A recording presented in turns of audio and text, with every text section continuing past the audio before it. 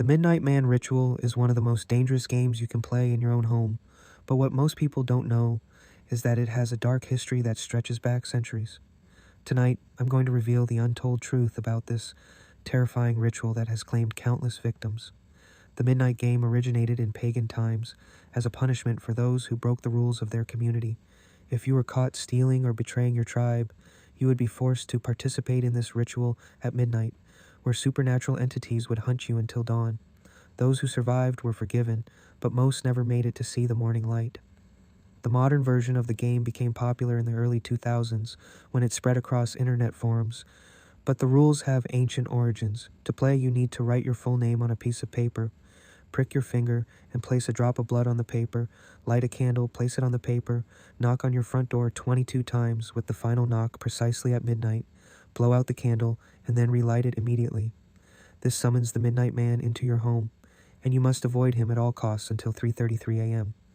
What most people don't realize is that there have been documented cases of real harm coming to those who've played this game. In 2008, a group of teenagers in Nebraska decided to try the ritual.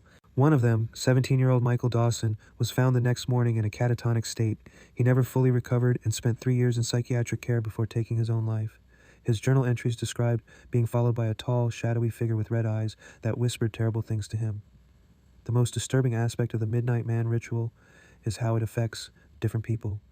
Those with pure intentions might experience nothing more than cold spots and an uneasy feeling, but those with darkness in their hearts report seeing their worst fears manifested.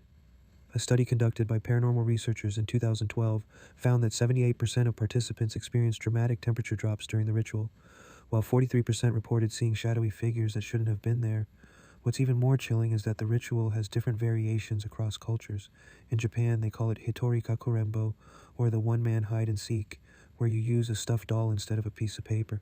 In Eastern Europe, it's known as the shadow game, where participants must wear all black and can only use red candles. Each variation has its own horrifying consequences if the rules aren't followed precisely. One of the least known facts about the Midnight Man ritual is that it's been linked to several historical disappearances. In 1887, an entire family in Victorian London vanished after neighbors reported hearing 22 knocks on their door at midnight. Their home was found intact, candles still burning, but not a single family member was ever found. The case remains unsolved to this day. Psychologists have their own theories about why the ritual creates such terrifying experiences. Dr. Elizabeth Harmon from Harvard suggests that the combination of darkness, anticipation, and the power of suggestion creates a perfect storm for hallucinations. When you expect to see something scary, your brain will often create that experience for you, she explains. But this doesn't account for the shared experiences many participants report, where multiple people see the same entity at the same time. The most dangerous part of the ritual isn't actually summoning the Midnight Man, it's what happens if you break the rules. If your candle goes out, you have just 10 seconds to relight it. If you fail, you must surround yourself with a circle of salt, or the Midnight Man will create hallucinations of your greatest fear before supposedly removing your organs one by one. While there's no medical evidence of organ removal, there have been cases of participants experiencing intense chest pain and difficulty breathing during the game. In 2015, paranormal investigator James Cooper attempted to document the ritual with scientific equipment.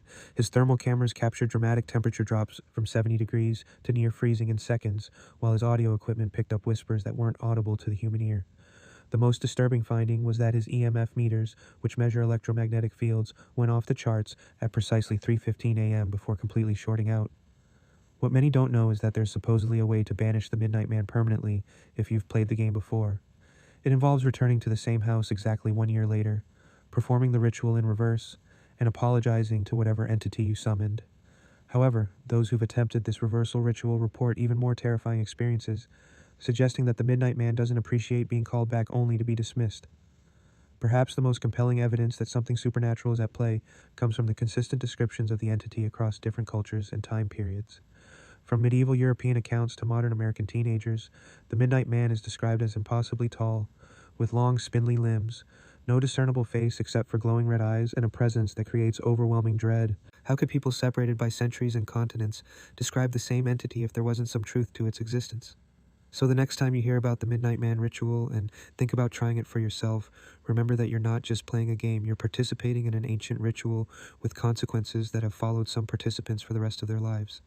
And if you do decide to play, make sure you keep that candle lit, because in the darkness of midnight, when the shadows grow longer and the temperature drops suddenly, you might just discover that some legends are based in terrifying reality.